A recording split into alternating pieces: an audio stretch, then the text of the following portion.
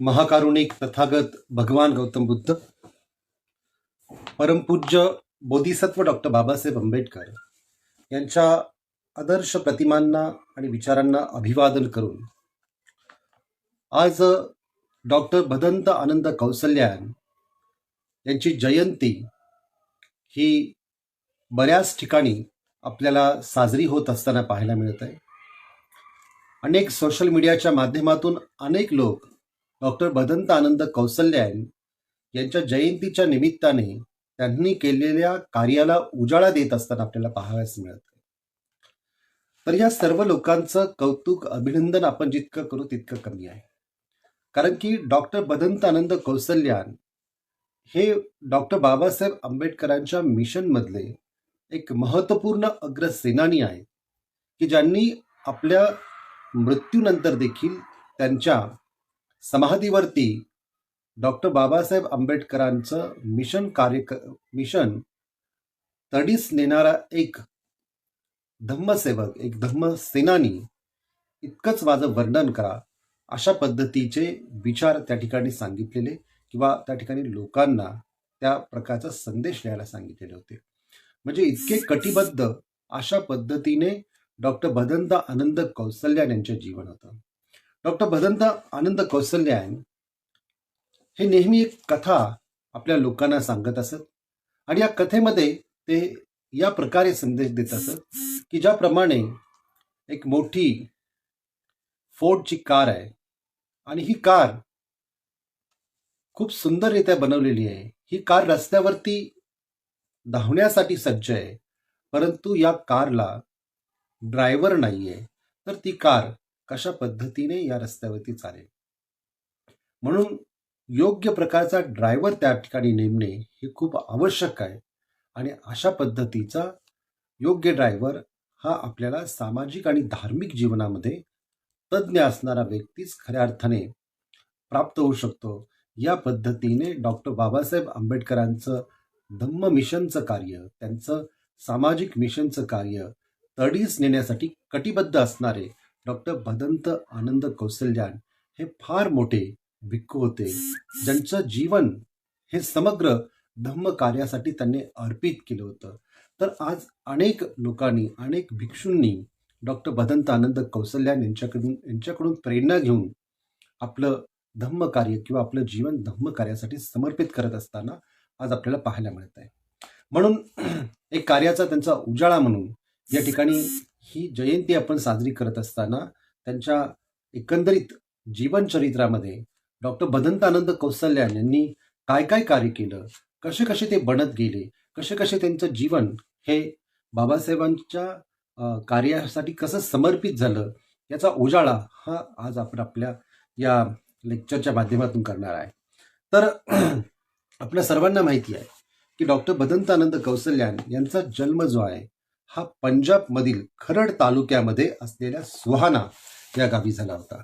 त्यांचे वडील, ज्यांचं नाव रामशरण दास होतं आणि आईचं नाव हे फुलवंती असं होतं, मात्र भदंत आनंद कौसल्यान लहानपणी त्यांचं नाव त्यांच्या वडिलांनी हरिनामदास असं ठेवलं होतं. कारण की ते ज्या खत्री समाजाचे होते, या खत्री समाजामध्ये त्यांची जी नावं ठेवण्याची पद्धती होती ती हिंदू धर्मावरती आधारित अशा प्रकारची नावं ठेवण्याची पद्धती होती. तर हरिनामदास हे लहानपणीच अतिशय तल्लख होते. त्यांना असं वाटायचं की आपण काहीतरी एक नवीन कार्य करणे खूप आवश्यक आहे, ज्यातून आपण समाजसेवा करू शकू, ज्यातून आपण राष्ट्रसेवा करू शकू. म्हणून त्या काळामध्ये अगदी बालपणामध्ये त्यांना आर्य समाजाचं खूप आकर्षण वाटत होतं. कारण की त्या काळामध्ये आर्य समाजाचा प्रभाव हा पंजाब किंवा उत्तर प्रदेश किंवा त्यावेळेचे असणारे जे काही राज्य आहेत या प्रांतामध्ये, विशेष करून उत्तर भारतामध्ये आर्य समाजाचा मोठा प्रभाव हा आपल्याला पाहायला मिळतो. की त्याचे संस्थापक दयानंद सरस्वती होते, ज्यांनी समाज सुधारण्याचं कार्य करण्यासाठी एकच ब्रह्मतत्वज्ञान आहे अशा प्रकारची विचारधारा सुरू करून समाजातल्या चालीरीती, रूढी, परंपराला दूर करण्याचं काम ते करत होते. त्यावेळेस त्यांच्याकडे आकर्षणाचं कार्य एकच होतं की एक थोडीशी वैचारिक प्रगल्भता ही आपल्याला त्यावेळेस या आर्य समाजामध्ये पाहायला मिळत होते. कारण की सतीची प्रथा, जातीभेदाचं निर्मूलन किंवा असे ते समाजातील अनिष्ट चालीरीती, रूढी परंपरा ज्या होत्या त्या तोडण्याचं काम करत होते. आणि अशा या आर्य समाजाकडे भदंत आनंद कौशल्यान यांचं आकर्षण झालं आणि बालवयात झाले. बालवयात आकर्षण झाल्यामुळे त्या ठिकाणी त्यांना एक फार मोठे विद्वान हे भेटले की ज्यांचं भविष्य काळामध्ये नाव राहुल सांस्कृत्यायन म्हणून प्रसिद्ध झालं, जे बौद्ध धम्माचे प्रचंड मोठे अभ्यासक, ज्यांनी बौद्ध धम्म या ठिकाणी पुनर्स्थापित करण्यासाठी बुद्ध धम्मातील अनेक ग्रंथ अनुवादितच केले नाही तर त्याचं एक प्रकारे रिस्टोरेशन देखील त्यांनी केलं. आणि राहुल सांस्कृत्यायन ज्यांची प्रगल्भता, त्यांचं वाचन, त्यांचं अध्यापन ह्या सगळ्या गोष्टीला प्रभावित होऊन हरिदास नाम म्हणजेच डॉक्टर भदंत आनंद कौशल्यान हे त्यांच्या संपर्कात आले आणि त्या दोघांनी त्या ठिकाणून बाहेर पडले आणि बाहेर पडून ते स्वातंत्र्य चळवळीमध्ये सहभागी झाले. सुरुवातीला भदंत आनंद कौशल्यान यांचे जे काही सहकारी मित्र होते त्याच्यामध्ये भगतसिंग यांचं नाव प्रामुख्याने येतं. भगतसिंग आणि त्यांचे सहकारी यांच्यामध्ये सातत्याने समाजवाद, साम्यवाद अशा प्रकारच्या सामाजिक ज्या चर्चा होत असे. त्यावेळेस भदंत आनंद कौशल्यान भगतसिंग यांच्या सान्निध्यात ज्यावेळेस होते त्यावेळेस त्यांचा प्रभाव जो होता, त्यांचे जे आदर्श ते जे मानत होते ते लाला लजपतराय यांना मानत होते. लाला लजपतराय यांच्या नॅशनल संघटनेमध्ये ते सहभागी झाले आणि ते स्वातंत्र्य युद्धामध्ये किंवा स्वातंत्र्य चळवळीमध्ये काम करू लागले.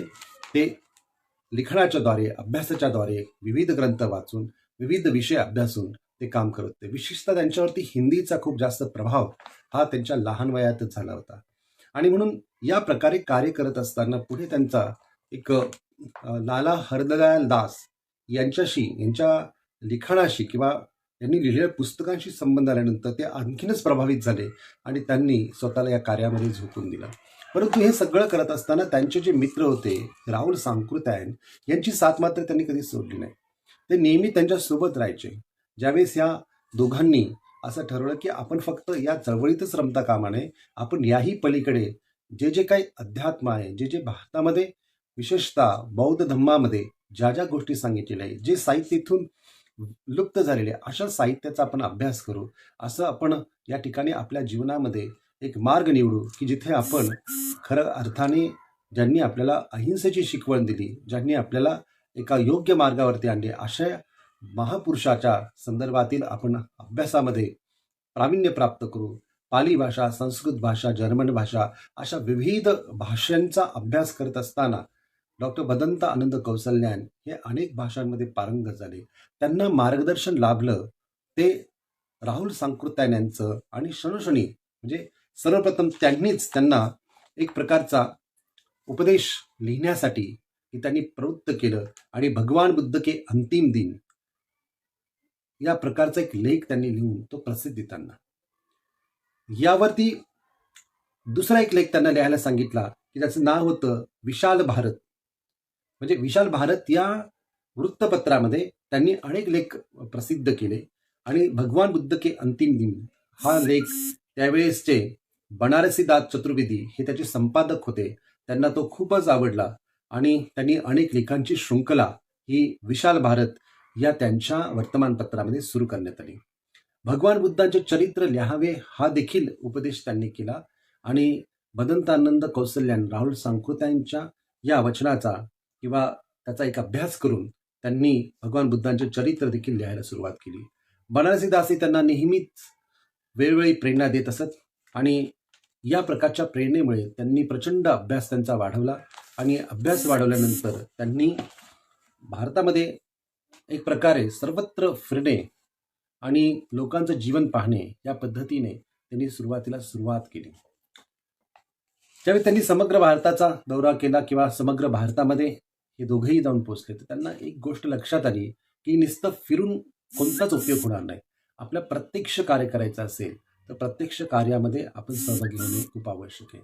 म्हणून वर्धा या ठिकाणी असणारे विनोबा भावे यांचा आश्रम या ठिकाणी भदंत आनंद कौशल्यान हे नंतरच्या काळामध्ये म्हणजे ज्यावेळेस ते भिक्षू ते बनले श्रीलंकेला जाऊन. श्रीलंकेला गेल्यानंतर विद्यालंकार महाविद्यालयामध्ये म्हणजे बौद्ध महाविद्यालय, त्या विद्यालंकार बौद्ध महाविद्यालयामध्ये त्यांनी एक प्रकारे लुणूक पोंकुने धम्मानंद यांच्याकडून दीक्षा घेतली. ते सुरुवातीला श्रमण झाले.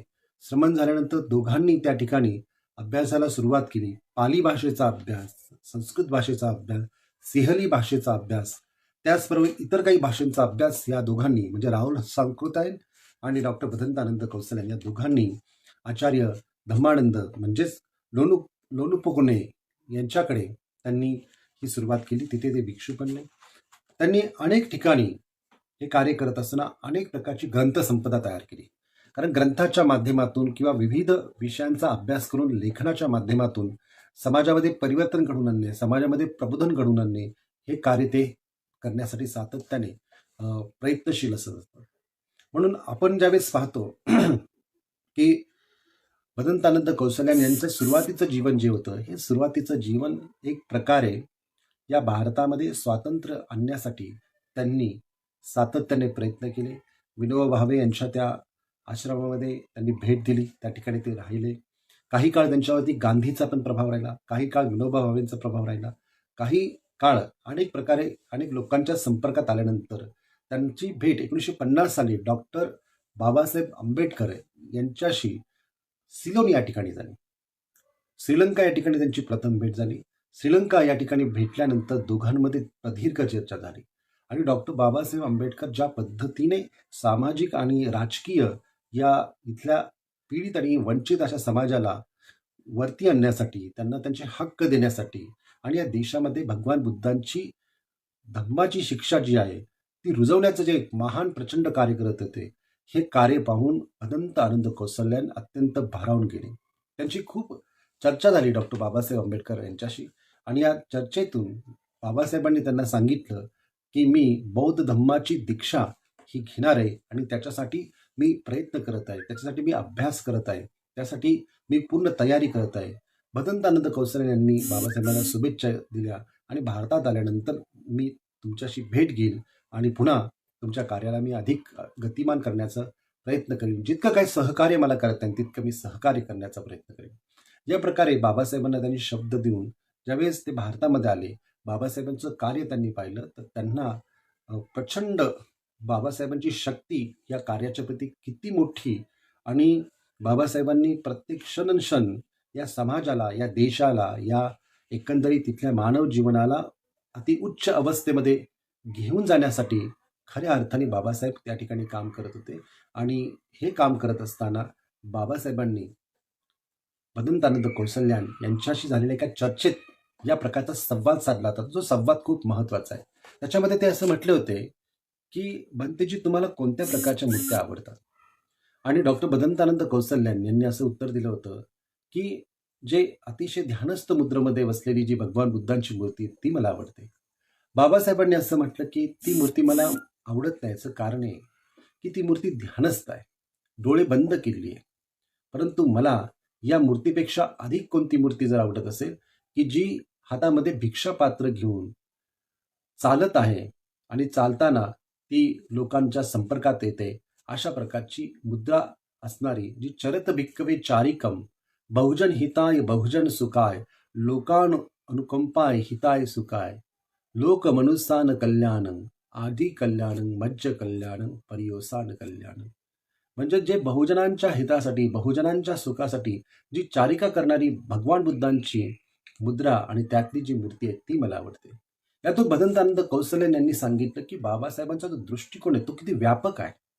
बाबासाहेब हे भगवान बुद्धाला फक्त ध्यानस्थ अवस्थेमध्ये पाहत आहे अशातला भाग नाही. बाबासाहेब असं म्हणतायत की ध्यानस्थ म्हणजे भिक्खूंनी, बुद्धांनी एका जागी बसलं नाही पाहिजे, तर सातत्याने समाजामध्ये फिरलं पाहिजे आणि लोकांना मार्गदर्शन केलं पाहिजे. लोकांचं दुःख निवारण्यासाठी त्यांनी सातत्याने लोकांच्या लोकजीवनामध्ये डोकावलं पाहिजे आणि योग्य ठिकाणी त्यांना मार्गदर्शन केलं पाहिजे. अशा प्रकारे बाबासाहेब आंबेडकरांचा दृष्टिकोन हा किती मोठा होता हे डॉक्टर भदंतानंद कौशल्यान यांनी यदि बाबा ना होते हा हिंदीमधला एक ग्रंथ त्यांनी लिहिला आणि तो यदि बाबा ना होते हा ग्रंथ त्यांनी प्रकाशित केला. हा जो ग्रंथ आहे या ग्रंथामध्ये बाबासाहेब आंबेडकरांनी मनुस्मृती जाळली, एक पुस्तक जाळलं. ज्या बाबासाहेबांना पुस्तकांविषयी इतकं प्रेम होतं, परंतु मनुस्मृतीसारखं त्यांनी ग्रंथ का जाळला, तर त्यातील जाचक जे कायदे होते, हे जाचक कायदे बाबासाहेबांना मान्य नव्हते, की ज्यामुळे चातुर्वर्ण्य व्यवस्था निर्मित झालेली होती. या चातुर्वर्ण्य व्यवस्थेमुळे समाज व्यवस्था बिघडून गेली होती. लोकांमध्ये एक प्रकारे ही उच्चता आणि नीचता अशा प्रकारची जी काही प्रॅक्टिस करण्याची पद्धती होती, ही मनुस्मृतीमुळे होती. स्त्रियांना कोणता अधिकार नव्हता, अस्पृश्यांना कोणता अधिकार नव्हता. यातून शूद्रांची निर्मिती झाली होती. म्हणून बाबासाहेबांनी मनुस्मृती जाळली आणि या देशामध्ये स्वातंत्र्य, समता, बंधुता आणि न्याय यावर आधारित भारतीय संविधानाची निर्मिती केली.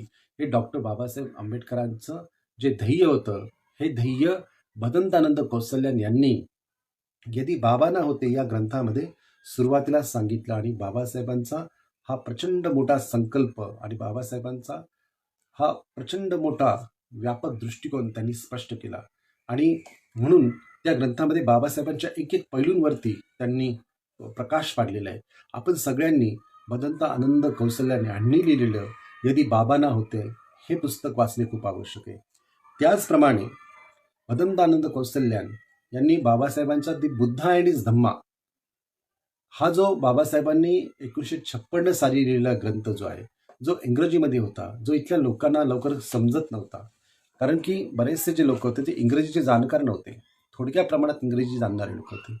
भदंत आनंद कौशल हे पहिले व्यक्ती आहेत की ज्यांनी दी बुद्धा अँड इज धम्मा या ग्रंथाचा पंजाबी भाषेमध्ये अनुवाद प्रथम केला. आणि पंजाबी भाषेत अनुवाद केल्यानंतर त्यानंतर हिंदी भाषेमध्ये त्यांनी अनुवाद प्रथम केला. या ग्रंथामध्ये जी बिब्लोग्राफी, जे संदर्भ ग्रंथ जे आहेत, त्या संदर्भ ग्रंथाची यादी त्याच्यामध्ये जोडलेली नाही. परंतु भदंत आनंद कौशल्यान यांनी संदर्भ ग्रंथ किती महत्त्वपूर्ण आहेत, बाबासाहेबांनी किती व्यापक अभ्यास केला होता, त्याच्यामध्ये बाबासाहेबांनी त्या काळामध्ये उपलब्ध असणारे जे काही पाली भाषेतलं लिटरेचर किंवा अर्धमागधी भाषेतलं जे लिटरेचर होतं, या लिटरेचरचा अभ्यास करून बाबासाहेबांनी त्या ठिकाणी तो ग्रंथ अतिशय सुंदर अशा पद्धतीने ज्याला आपण म्हणूया की कंपाईल केला होता. आणि त्या बाबासाहेबांनी तो प्रकाशित करण्यासाठी म्हणजे त्यांना वेळ मिळाला नाही. बाबासाहेबांच्या महाप्रयाण दिनाच्या नंतरच या ग्रंथाची निर्मिती झाली. कारण की अतिशय महत्त्वपूर्ण आणि शेवटच्या क्षणामध्ये बाबासाहेबांनी लिहिलेला हा ग्रंथ, हा भदंत आनंद कौशल्याने यथोचित अर्थ लावून योग्य प्रकारे त्यांनी त्याचं स्पष्टीकरण केलं आणि अनेक लोकांना हा ग्रंथ समजायला त्या काळामध्ये सुरुवात झाली. कारण सुरुवातीच्या काळामध्ये इतका प्रचंड अभ्यास करणारा व्यक्ती नव्हता. परंतु भदंत आनंद कौशल्यान यांनी ज्यावेळेस विद्यालंकार श्रीलंका या ठिकाणी ज्यावेळेस ते शिकायला गेले होते, भिक्षू बनले होते, त्यावेळेस पाली भाषेचा समग्र अभ्यास केला. त्यांनी जातक कथा ज्या आहेत भगवान बुद्धांच्या, त्याच्यावरच्या ज्या अट्टकथा ज्या आहेत, त्या अट्टकथेचं देखील त्यांनी अनुवाद केलेला आहे. अभिधम्म तो संगो नावाचा जो ग्रंथ आहे की जो अत्यंत महत्त्वपूर्ण आहे, की ज्याच्यामध्ये समग्र बुद्धांचं अतिसूक्ष्म जे तत्वज्ञान आहे धम्माविषयीचं, त्याच्याविषयीचं वर्णन आहे, त्याच्याविषयीची माहिती आहे, त्याचा देखील अनुवाद डॉक्टर भदंत आनंद कौशल्यान यांनी केलेला आहे.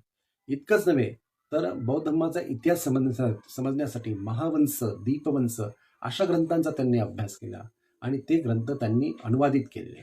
विशेषतः त्यांनी खूप काही गोष्टी अनुवादित केलेल्या आहे. बाबासाहेबांचे रीडर्स इन हिंदुझम हे देखील त्यांनी हिंदीमध्ये प्रथम अनुवाद केलेले आहे. किंवा असे अनेक ग्रंथांचे अनुवाद त्यांनी केलेले आहे की ज्या ग्रंथांच्या अनुवादामुळे आपल्याला बुद्धधम्म स्पष्ट होतं. इंग्रजीमध्ये एक फार सुंदर ग्रंथ त्यांचा आहे, an intelligence man how to guide Buddhism. या ग्रंथामध्ये त्यांना बुद्ध धम्माविषयी जे लोकांनी जे प्रश्न विचारले त्या प्रश्नांची यथोचित उत्तर त्यांनी दिलेली आहे. आणि अशा पद्धतीने भदंत आनंद कौशल्यान एक समग्र बुद्धिमंत आणि बौद्ध धम्माचे जाणकार म्हणून त्यांचा प्रचंड अभ्यास ज्यावेळेस ते विद्यालंकार महाविद्यालय या ठिकाणी शिकायला होते, तर त्या ठिकाणी त्यांनी तो अभ्यास करून योग्य प्रकारे त्यांनी पालीचे शब्दकोश, पालीचं व्याकरण, 31 दिन में पाली अशा काही ग्रंथांची निर्मिती केली, जे डॉक्टर बाबासाहेब आंबेडकरांना अपेक्षित असं कार्य होतं. ते कार्य करण्याचं काम हे डॉक्टर भदंत आनंद कौशल्यान यांनी केलेले. त्याचप्रमाणे त्यांनी इतकी ग्रंथ साहित्य लिहिलं, म्हणजे राष्ट्रीय हिंदी भाषा प्रचार, म्हणजे मूळचे पंजाबी असून पंजाबी भाषा ही त्यांची मातृभाषा असून त्यांनी राष्ट्रीय हिंदी भाषा प्रचार आणि प्रसाराचं कार्य केलं. म्हणजे या देशामध्ये ज्यावेळेस हा वाद निर्माण झाला होता की या देशाची कोणती भाषा असावी, तर त्याला विशेष करून बऱ्याचशा दक्षिण भारतातील लोकांनी हिंदी भाषा ही राष्ट्रभाषा असता कामा नये, तर वेगळी या देशाची राष्ट्रभाषा असणे खूप गरजेचे आहे. अशा प्रकारचं एक हिंदी आणि दक्षिण भारत म्हणजे उत्तर भारत आणि दक्षिण भारत याच्यामध्ये ज्या विवाद झाला त्यावेळेस हिंदी भाषा किती महत्त्वपूर्ण आहे, हिंदी भाषा ही कितीतरी राज्यामध्ये कशी पोचलेली आहे आणि हिंदी भाषेचा किती प्रभाव इथल्या सर्वसामान्य लोकजीवनावरती आहे. आणि म्हणून राष्ट्रभाषा प्रचार समितीच्या कार्यामध्ये त्याचे एक मुख्य अध्यक्ष म्हणून हे डॉक्टर भदंतानंद कौसल्यान यांनी कार्य केलेलं आहे. त्यावेळेस त्यांना त्यावेळेचे मंत्री म्हणून संबोधण्यात येतात. आणि या भाषेचं कार्य करत असताना त्यांना अनेक लोक भेटले, अनेक साहित्यिक भेटले जे हिंदी भाषेशी संबंधित होते, की ज्याच्यामध्ये आपण प्रामुख्याने नाव घेऊ की हरिवंश राय बच्चन, जे हिंदीमध्ये कविता यांच्या प्रचंड पॉप्युलर आहे. आणि त्यांना देखील भदंतानंद कौसल्यान यांची त्यांची भेट झाली. आणि या भेटी म्हणजे अनेक वेळा त्यांच्या भेटी झालेल्या आहेत. या भेटीतून अनेक प्रकारचे चांगले संवाद झालेले आहेत. त्याची आठवण हरिवंश राय बच्चन यांनी देखील आपल्या काही त्यांच्या साहित्यामध्ये सांगितलेली आहे. विशेषतः की त्यांनी त्यांच्या मुलाचं जे नाव जे आहे हे अमिताभ बच्चन, जे की आज पॉप्युलर आहे, परंतु हे नाव डॉक्टर भदंतानंद कौसल्यान यांनी सुचवलेले नाव आहे असं ते सांगत असत. म्हणजे अमिताभ बुद्ध जे आहे त्या अमिताभ बुद्धांच्या वरून, ज्याला की आपण म्हणू की लिमिटलेस, ज्याला की कोणतीही सीमा नाही, अशा प्रकारचं बुद्धांचं नाव ते त्यांनी सुचवलं होतं आणि ते त्यांनी लिहिलं. त्याचप्रमाणे त्यांचं सत्यनारायण गोयंका गुरुजी जे विपश्यनाचार्य आहे की यांच्याशी देखील त्यांचा संबंध आला. कारण की पूर्वीचा जो मुंबई प्रांत जो होता तो मुंबई प्रांत अगदी ब्रह्मदेशापर्यंत होता. आणि त्या ब्रह्मदेशामध्ये सत्यनारायण गोयंका गुरुजी हे त्या ठिकाणी राहत होते. आणि त्या ठिकाणी ते देखील हिंदी भाषा प्रचार प्रसाराचं कार्य ते करत होते. आणि तिथल्या सामाजिक काही ज्या काही गोष्टी आहेत ते त्या ठिकाणी कार्य करत असताना यांचा संबंध आला. ते त्यांच्याकडे जाऊन राहत असत, त्यांच्या घरी ते थांबत असत. सत्यनारायण गोयंका गुरुजींनी एक आठवण अशी सांगितली की बुद्ध आणि धम्माचा अनुवाद त्यांनी काही महिने त्यांच्या घरामध्ये राहून त्यांनी केलेला आहे. ओशो रजनीश यांच्याशी त्यांचा संबंध आला की ज्यावेळेस ओशो रजनीशचा एक काळ होता की त्याच्यामध्ये ते भगवान बुद्धांची जी काही धम्मपद आहेत त्या धम्मपदावरती ते भाष्य करत असत, ज्याच्यावरती एस धम्म सनातन नावाने एक लेक्चर सिरीज त्यांची प्रचंड मोठी गाजली होती. त्याचप्रमाणे हिंदीमध्ये ज्यावेळी त्यांची भाषणं होत तर राष्ट्रभाषा प्रसार समितीच्या निमित्ताने त्यांचा संबंध येत असत. त्यावेळेस भदंतानंद कौसल्यान यांनी त्यांना काही प्रश्न विचारले की अनेक प्रकारच्या ज्या गोष्टी आहेत ज्या पाली लिटरेचरमध्ये नाही आहेत आणि तुम्ही त्या आपल्या प्रवचनामध्ये सांगताय, तुम्ही या सगळ्या गोष्टी कुठून मिळवल्या, कुठून प्राप्त केल्या. त्यावेळेस त्यांनी जे उत्तर दिलं त्या उत्तराने त्यांचं काही समाधान झालं नाही, परंतु त्याचा शोध ते घेत राहिले. अशा पद्धतीने भदंतानंद कौसल्यान एक एक प्रकारचे शोधकृत्य असणारे, एक राष्ट्राला समाजाला वाहून घेतलेले अशा प्रकारचे प्रचंड विद्वान असलेले बौद्ध भिक्षू होते. अनेक भिक्षूंच्या समस्या सोडवण्यासाठी त्यांनी अनेक लढे दिले. त्यांनी जगन्नाथ मंदिर जे आहे, ज्या जगन्नाथपुरीचं जे मंदिर आहे, हे जगन्नाथपुरीचं मंदिर हे प्राचीन बुद्ध विहार आहे, हे त्यांनी अनेक पुराव्यांच्या आधारे सिद्ध करण्याचा प्रयत्न केला. त्यासाठी त्यांनी आंदोलन पण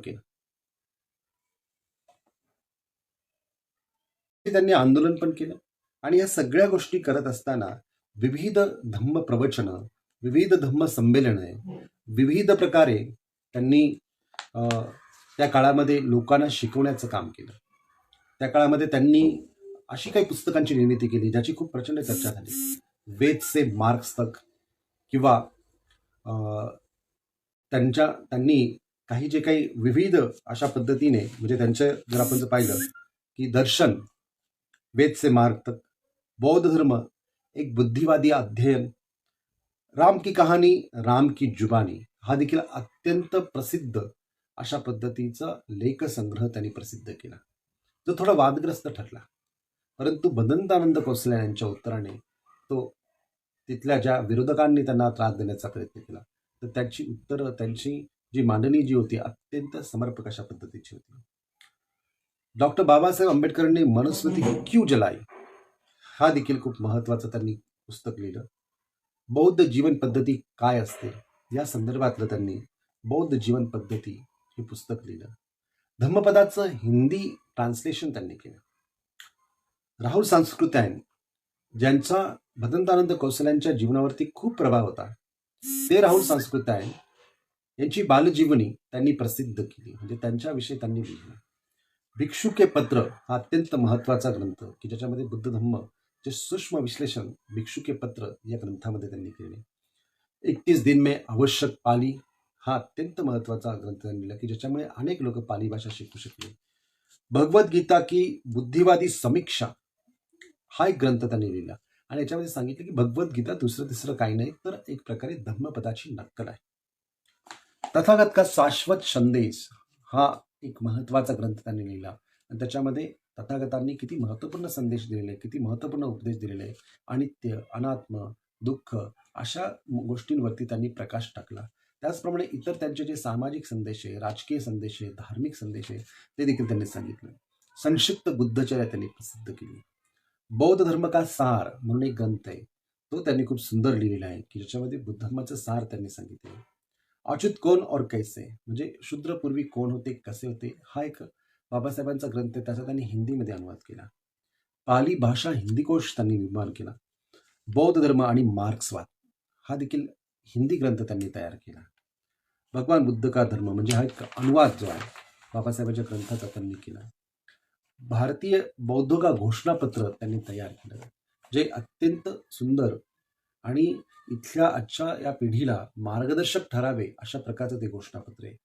भगवान बुद्ध नावाचे पुस्तक लिहिलं. बौद्ध दर्शन की महान देव अनात्मवाद हे त्यांनी सांगितलं. त्याचप्रमाणे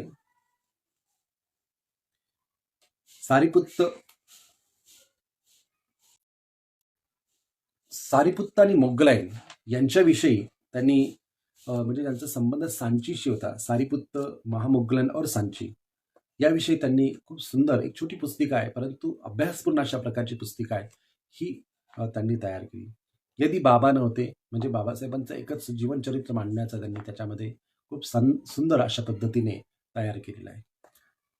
क्रांती के अग्रदूत भगवान बुद्ध हा देखील खूप महत्वाचा ग्रंथ त्यांनी तयार केला. जातक कथा त्यांनी खूप सुंदर लिहिल्या. महावंश, सच्चसंगो ज्यांना भगवान बुद्धांची शिकवण खूप चांगल्या रीतीने समजून घ्यायची असेल त्यांनी भदंतानंद खौसले यांनी लिहिलेला सच्चसंगो हा ग्रंथ नक्की वाचला पाहिजे की ज्याच्यामध्ये योग्य तुम्हाला मार्गदर्शन पाहायला मिळतं. अभिधम्मत्व संघ हा अभिधम्म पिटकाचा सारसंग्रह म्हणून एक ग्रंथ आहे, त्याच्यावरती त्यांनी अनुवाद केलेला आहे. रेल का तिकीट ही त्यांनी स्वतः लिहिलेला ग्रंथ आहे.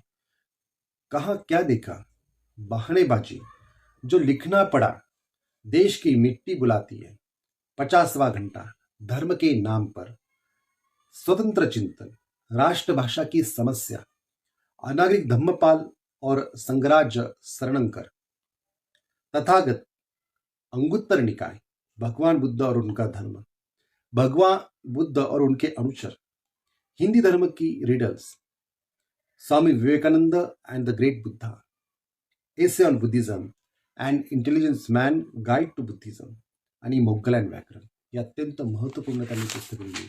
ही पुस्तकं आपण वाचणे खूप आवश्यक आहे. या पुस्तकांचा अभ्यास करणे खूप आवश्यक आहे, कारण की बाबासाहेब आंबेडकरांना भदंतानंद कौसल्या यांच्या हस्ते दीक्षा घ्यायची होती, परंतु ते शक्य झालं नाही कारण की त्यावेळेस ते सिलोन या ठिकाणी होते. परंतु भदंतानंद कौसल्यान यांनी बाबासाहेब आंबेडकरांना जे सुचवलं की भारतामध्ये ब्रह्मदेशाचे भिक्खू चंद्रमणी महातेरो आहेत, यांच्या हस्ते तुम्ही दीक्षा घ्या. आणि बाबासाहेबांनी त्यांना पत्र पाठवून त्यांना बोलवलं, त्यांच्याशी चर्चा केली आणि भिक्खू चंद्रमणी महातेरो यांच्या हस्ते त्यांनी धम्मदीक्षा घेतली. हे सुचवण्याचं कार्य हे भदंतानंद कौसले यांनी केलेलं होतं. परंतु ज्यावेळेस ते भारतामध्ये आले, कारण की धम्मदीक्षा घेतल्यानंतर जवळजवळ 14 ऑक्टोबर 1956 साली दीक्षा घेतली आणि बाबासाहेबांचं महाप्रयाण हे 6 डिसेंबरला झालं. अतिशय कमी वेळ बाबासाहेबांना मिळाला, परंतु बाबासाहेब महाप्रयाण झाल्यानंतर त्यांची मात्र त्या ठिकाणी जे बौद्ध धर्म पद्धतीने जे संस्कार जे केले, शेवटचे ज्याला आपण संस्कार म्हणतो, ते संस्कार हे भदंतानंद कौसल्या यांनी केले आणि त्यांनी बाबासाहेबांच्या त्यावेळेच्या एकंदरीत त्या परिस्थितीमध्ये समाजाला मार्गदर्शक ठरेल अशा प्रकारचे उपदेश केला आणि बाबासाहेबांच्या त्या चितेला साक्ष ठेवून भदंतानंद कौसल्यान यांनी बौद्ध धर्माची दीक्षा तिथे जमलेल्या लाखो म्हणजे जवळजवळ 5 लाखाच्याही पुढे खूप मोठ्या प्रचंड संख्येने बाबासाहेबांच्या त्या उत्तर कार्यासाठी किंवा बाबासाहेबांच्या अंत्यविधीसाठी त्या ठिकाणी अनेक लोक उपस्थित होती आणि त्या लोकांना दीक्षा देण्याचं काम हे बाबासाहेबांच्या चितेला साक्ष मानून त्या ठिकाणी अनेक लोकांनी दीक्षा घेतली. हे अत्यंत महत्त्वाचं कार्य हे कुणी केलं तर भदंतानंद कोसले यांनी केलं आणि एक दिशादर्शक अशा पद्धतीचा उपदेश त्यांनी केला. कारण की बाबासाहेब गेल्यानंतर अत्यंत दुःखाने गहिवरलेले लोक या लोकांना एक प्रकारे योग्य दिशा देण्याचं कार्य हे डॉक्टर भदंतानंद कोसले यांनी केलं आणि त्याच्यानंतर त्यांनी बाबासाहेबांचं हे कार्य तडीस नेण्याचं एक प्रकारे संकल्प केला आणि त्यांनी आपलं लक्ष नागपूरकडे वळवलं. नागपूर या ठिकाणी ते जाऊन स्वतः राहिले. ते जाऊन त्या ठिकाणी त्यांनी अनेक प्रकारे लोकांना घडवण्याचं काम केलं. अनेक प्रकारे आपले शिष्यमंडळी तयार केली. भिक्षुकही त्यांच्या मार्गदर्शनाखाली तयार झाले, जे आजही जिवंत आहेत. किंवा नागपूरमध्ये कशा पद्धतीने बौद्ध विद्यापीठाची स्थापना करता येईल म्हणून पाली विद्यापीठाची त्यांनी योजना मांडली. खूप अनेक गोष्टी त्यांनी केल्या, परंतु त्यांना सगळ्यांची साथ मिळाली अशी नाही.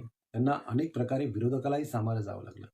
अनेक म्हणजे बौद्ध धम्मातील अनेक बौद्ध समाजातील अनेक लोक जे आहेत ते देखील भदंतानंद कोसले यांना दीक्षाभूमी या ठिकाणी त्यांच्याशी बराचसा वाद विवाद अशा काही घटनाही त्या ठिकाणी घडल्या आणि त्यातून त्यांनी पुन्हा बुद्धभूमी नावाची एक जागा निर्माण करून त्या ठिकाणी आपलं कार्य करायला सुरुवात केली.